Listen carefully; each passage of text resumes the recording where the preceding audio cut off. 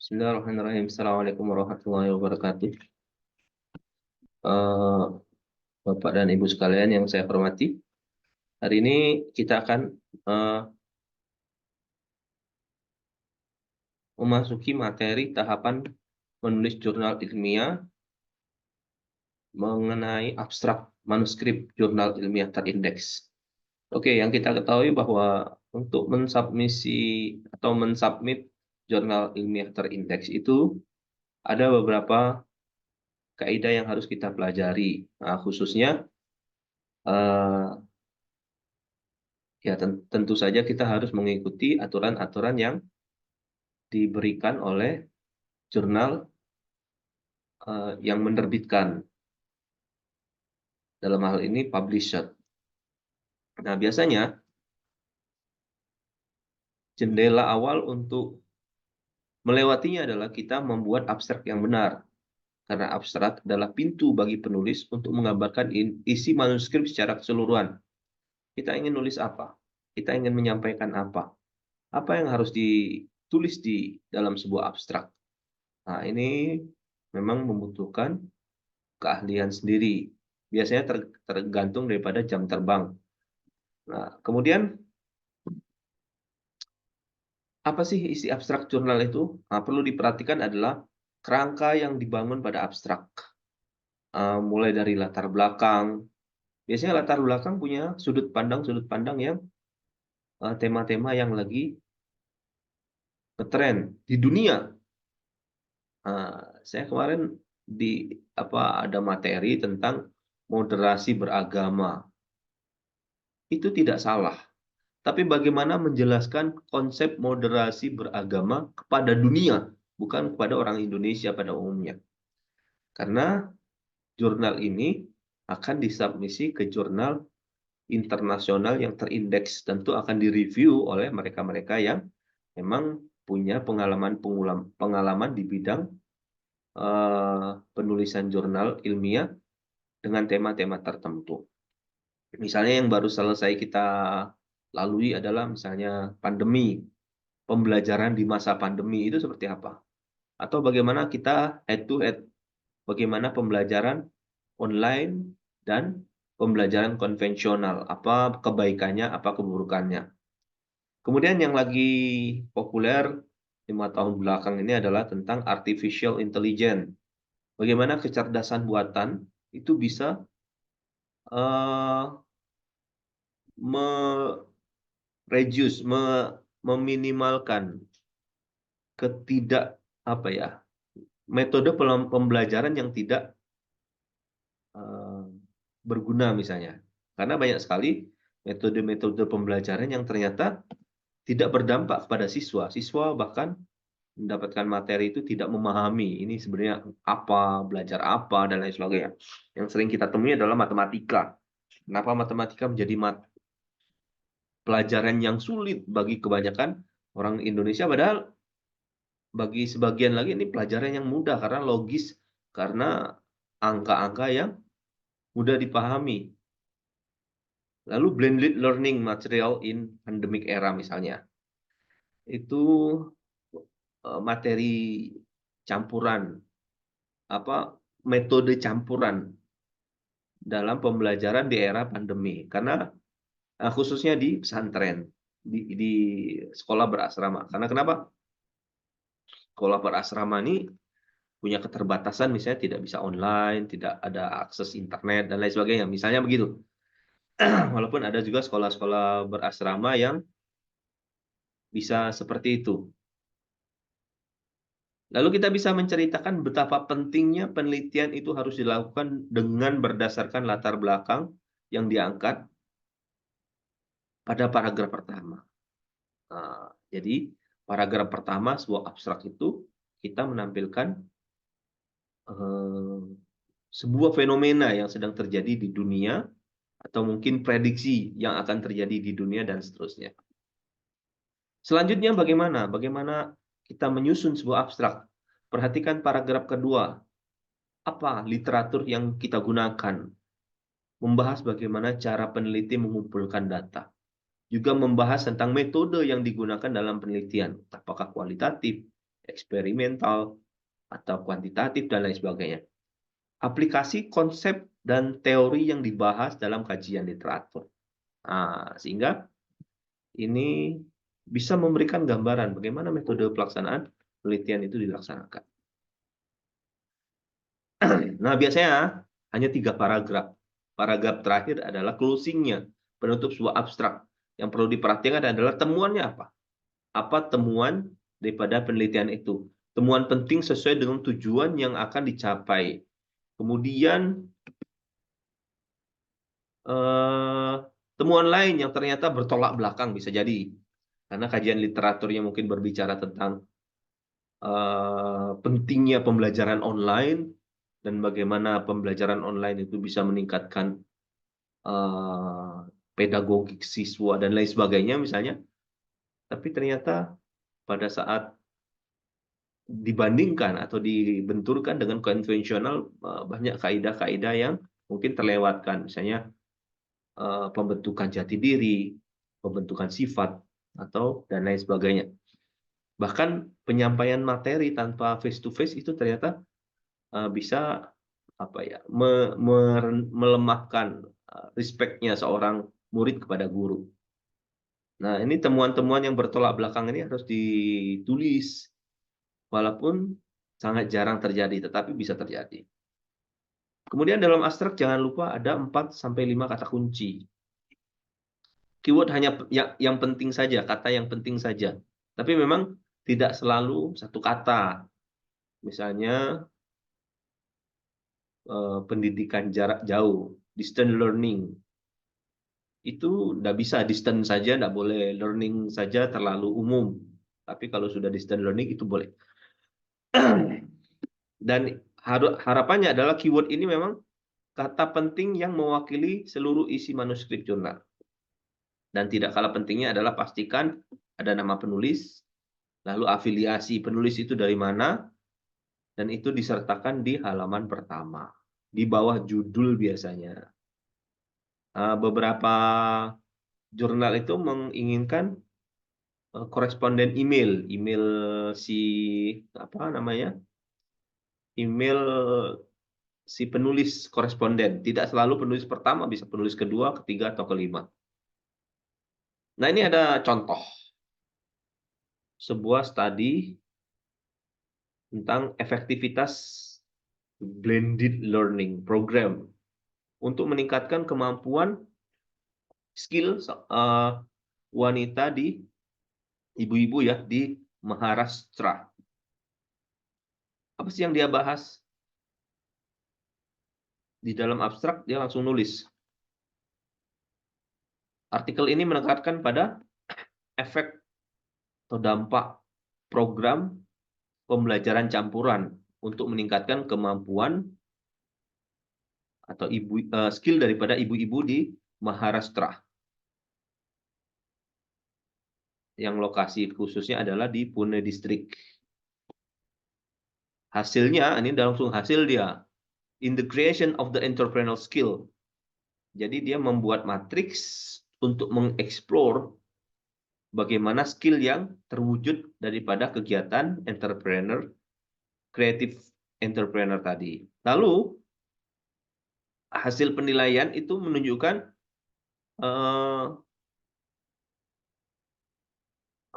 kondisi yang jauh lebih baik. Mulai dari awal daripada kegiatan. Lalu diobservasi kembali pada saat post-test dan pretest hasilnya itu. Pretestnya ada ujian, sebelum mulai program ada pretestnya, skornya berapa, sesudah pelatihan ada post-test, hasilnya bagaimana. Yang mana menunjukkan bahwa terjadi peningkatan kemampuan entrepreneurial yang rasional setelah dibandingkan dengan post-testnya. Karena keberhasilan daripada aktivitas blended learning tadi. Mungkin blended learning itu maksudnya adalah ada kegiatan teori, ada prakteknya. Teorinya misalnya, ini namanya ibu-ibu ya, kuliner misalnya, Mereka mungkin yang tidak tahu bagaimana cara membuat bakso, mungkin tidak tahu caranya membuat mie kuning, itu prosesnya kayak gimana. Ah, ini diajarin. Sebelum ada program, mungkin nggak tahu caranya, gimana caranya ya. Tapi setelah ada program, oh ternyata buat bakso, pentol bakso begini doang. Nah, coba perhatikan keywordnya.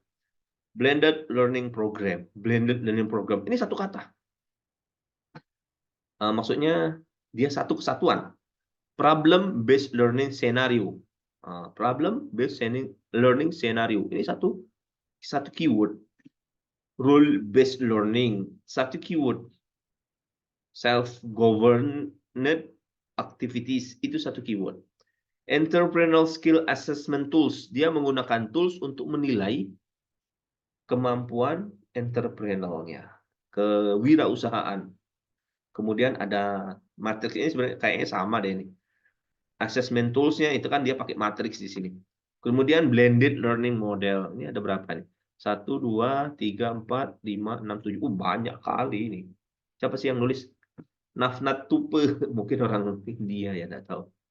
Nah, memang kebiasaan orang India itu kan panjang-panjang dan lain sebagainya. Tapi dia abstraknya sangat singkat. Sangat singkat. Temuan langsung ditulis di depan apa? Bagaimana pentingnya apa ya? Fokus daripada penelitian ini. Lalu hasilnya. Terus cara penelitian ini. Nah, kemudian ini hasil yang disampaikan bagaimana? Oke. Ini contoh yang kedua.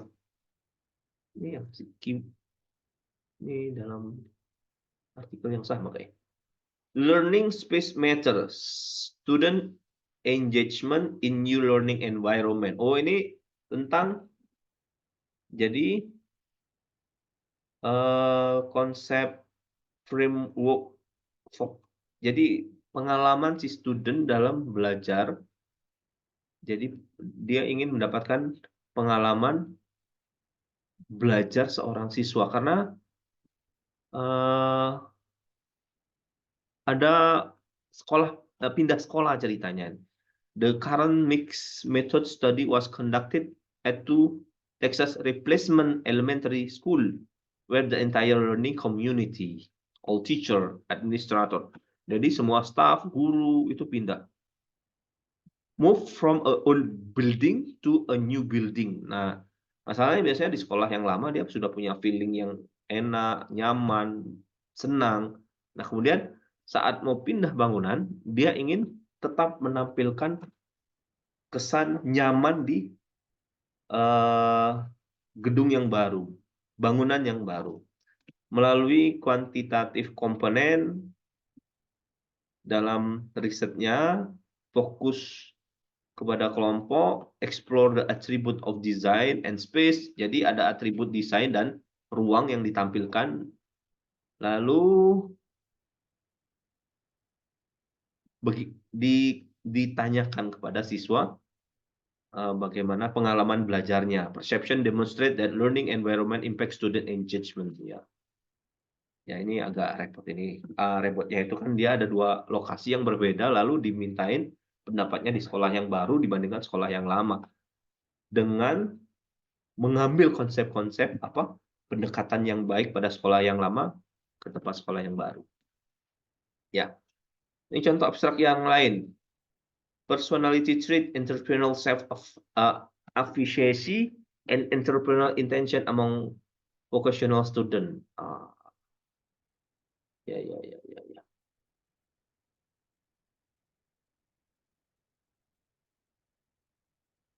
Ya, ini ada beberapa contoh lagi. Nah, dia ada contoh abstrak yang mungkin cukup menarik ya.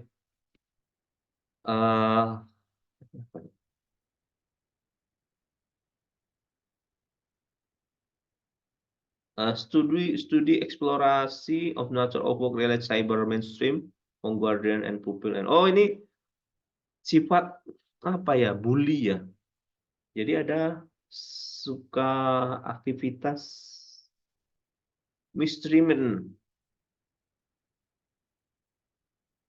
yang dilakukan oleh wali santri, wali murid, anggota masyarakat kepada guru atau kepada pegawai di sekolah. Jadi apa ya? Seorang wali murid atau orang tua itu kadang merasa tidak cocok dengan perlakuan guru dan staf yang ada di sekolah terhadap anaknya. Lalu dibalas dengan bully walaupun lewat online. Ini kan di dunia penganiayaan dunia maya. Nah, dilakukan analisis tematik terhadap data yang dikumpulkan melalui wawancara semi terstruktur terhadap 31 guru dan kepala sekolah dan menghasilkan tema yang menyuruh secara langsung mengatasi penganiayaan dunia maya melalui email dan paparan negatif yang tidak diinginkan di media sosial. Dia melabrak gurunya lewat email. Ngamuk dia. Atau posting-posting di sosmed, di TikTok, di Instagram, atau di mana-mana lah. Data mencakup berbagai jenis penganiayaan cyber nyebutnya ya.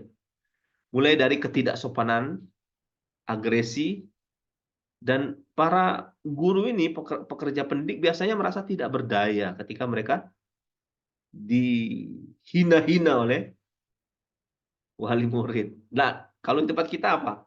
Ya sudah Bu, ambil aja anaknya. Sekolahin aja sendiri, jangan di sekolah kami misalnya. Ekstrimnya kan begitu. Kalau di pesantren kan sering begitu. Marah-marah, ya anaknya memang bandel kadang. Ya sudah Bu, dijemput aja anaknya, mungkin nggak cocok di pesantren ini. Oke, nggak masalah kan. Lalu kemudian, nah ini ada juga International Journal of Evaluation and Research in Education. Judul tentang kebiasaan ya. Kebiasaan murid Indonesia terhadap materi hoax. Ini dianalisis selama masa pandemi. Nah, tujuan daripada penelitian ini adalah untuk menganalisis kebiasaan-kebiasaan terkait hoax, berita hoax di kalangan murid di Indonesia semasa pandemi, yang menunjukkan beberapa aspek analisis thinkingnya, analisis berpikir, basic science knowledge, pengetahuan sains dasarnya, atau pemahaman dia, kepercayaan dia, sikap percaya dia pada sumber berita. Total dilakukan penelitian terhadap 633 siswa laki perempuan dari Indonesia, kampus malah. Use a simple random sampling. Sampelnya random, lalu dikumpulkan hoax tendensi kebiasaan tendensius terhadap berita-berita hoax. Dia menggunakan skala. Lalu diberikan kepada 30 pertanyaan menggunakan Likert scale. Jadi dia bercerita tentang metodenya. Yang pertama dia apa sih penelitian apa sih ini? Yang kedua dia menggunakan metode apa sih? Kemudian data, ini cara pelaksanaan penelitiannya. Data dianalisis discretely to evaluate in hoax behavior di data, lalu kemudian hasilnya medium category analytic thinking skill of adolescents needs to be improved, di mana 31,75% itu hasilnya demikian, dan 2,53% dalam kategori rendah. Kemampuan analitik thinking skill, kemampuan analisa berpikir. Studi ini menunjukkan bahwa sekitar anak-anak usia 20 ini terpapar hoax yang menunjukkan basic knowledge of science, kepercayaan pada berita, satisfaction, lalu bagaimanapun tidak terdapat dampak yang signifikan terhadap, dia tidak membahas tentang perbedaan gender, perbedaan penghasilan orang tua, dan area pendidikan seperti di perkotaan, di desa, atau perbatasan. Ya, mestinya ini ada agak perbedaan ya, tapi nyatanya ini disamakan sama dia. Ha, ya, kadang kenapa sih kita susah untuk memulai riset? Karena memulainya itu ribet. Dimulai dulu. Untuk menulis jurnal, saat mengumpulkan data, terjadi kelesuan lagi. Sudah dikumpulkan, malas nganalisis. Nah, kemudian kita lakukan eh, kajian, kemudian ada temuannya. Nah, ya perlu dilakukan diskusi dengan teman-teman sejawat, sebab apa? Kadang kita membutuhkan pendekatan-pendekatan yang berbeda dengan sudut pandang teman kita. Oke, kita sudah merumuskan kita pakai pendekatan apa, metodenya apa, kajiannya apa, tapi perlu mendapatkan komentar dari teman sejawat. Makanya penulisan jurnal itu nggak boleh seorang dua orang saja, bagusnya beberapa orang. Nah, kalau di kita ini perlu ada translator karena kita sendiri kadang kesulitan menerjemahkan di dalam bahasa Inggris yang baku, bukan bahasa Inggris Google. Ya, banyak sekali jurnal-jurnal terindeks Scopus yang bisa kita pilih. Ini cukup mudah loh. Evaluation and Research and Integration ini jurnal yang cukup mudah untuk kita tuju. Anda bisa mencobanya.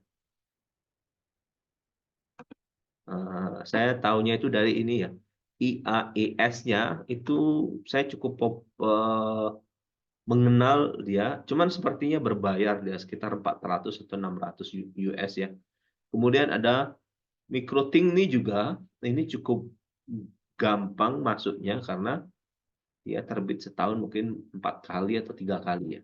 Anda bisa coba. Oke, Bapak dan Ibu sekalian, mungkin cukup sekian yang bisa saya sampaikan. Saya akhiri dengan Assalamualaikum warahmatullahi wabarakatuh.